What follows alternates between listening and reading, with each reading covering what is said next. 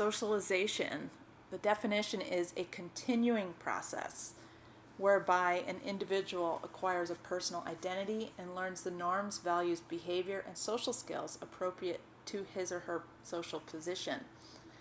So it's important to note the continuing process portion. And also it doesn't say how it's done, it just has to achieve the goal of learning normal behavior. A little inspiration to talk about socialization versus exposure. So we hear a lot of talk about socialization and how scary, dogs that are afraid of things need to be socialized, or dogs that are maybe fear aggressive need to be socialized. So a lot of people confuse socialization with touching, which means the dog actually has to touch someone or something, or someone or something has to touch the dog.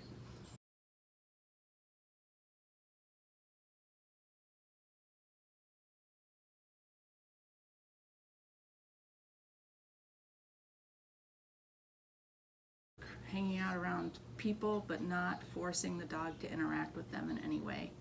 Just letting the dog observe. This little guy's been here, I think, 5 days. When I first got him, he would never come sniff my armpit. He's getting there, he's making progress because I'm exposing him to myself and other people and other dogs and things, but I'm not forcing him to physically interact with any of those things. So basically, I just have been hanging out with him. I haven't tried to touch him. I've been taking him on walks. I've been leading him around my yard to explore the yard. He's been hanging out with my dogs. I've been feeding him. He's been in his crate when I can't watch him because I don't want him to hide anywhere else. So the other most important thing I'm doing is exposing him to people in a way that he thinks is a positive association.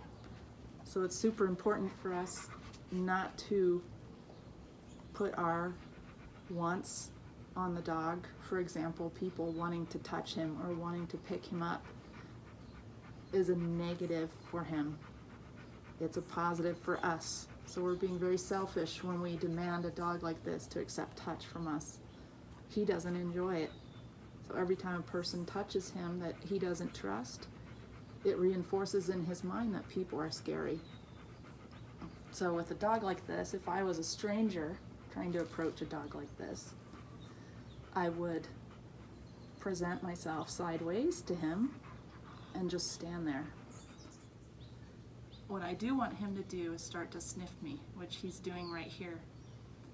So if I was to reach out and touch him right now, that would be a negative consequence for him sniffing me.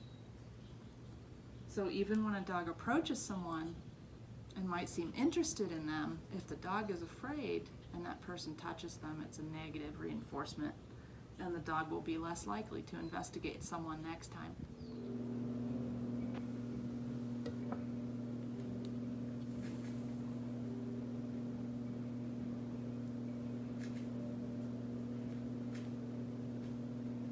So little buddy down there is starting to sniff my feet.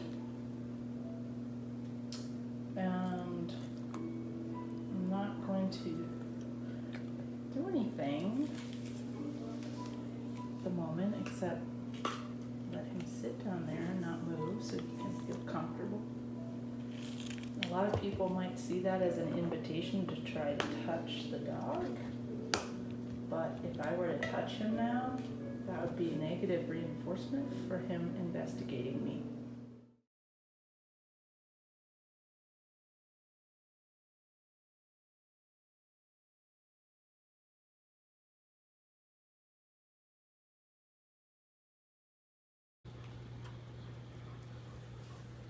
Walk a little bit that way. There you go.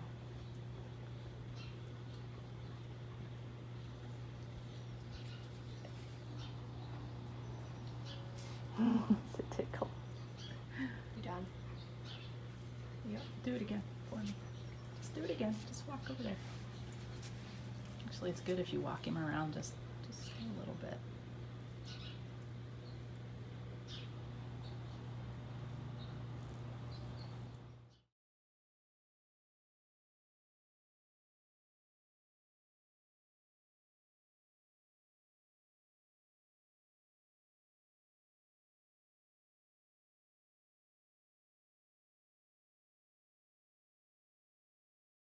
It's a delivery. There's dog food in it. But good opportunity for little guy to try and sniff something.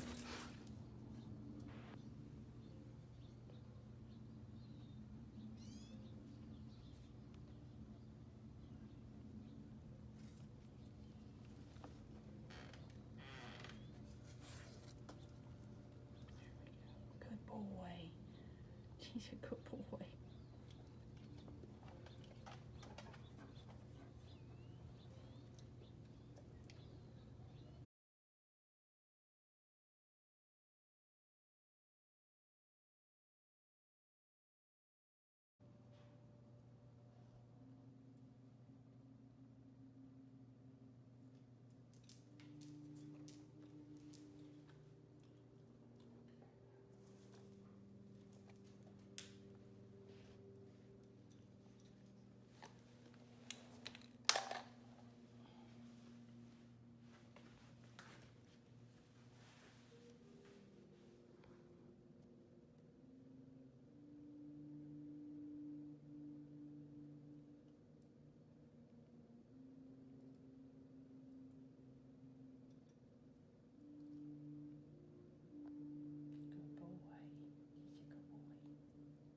So one thing dogs have in common with babies and little kids is curiosity. I just bought these vanilla scented lip balms, and I've been offering him things to smell. You know, one, I think it's good for him to get used to my hand coming towards him with things in it. And then two, getting him used to smelling stuff is always good.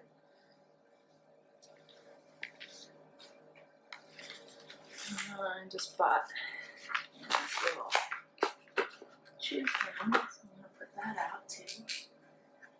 I'm going to step away so he can feel free to come up and check it out.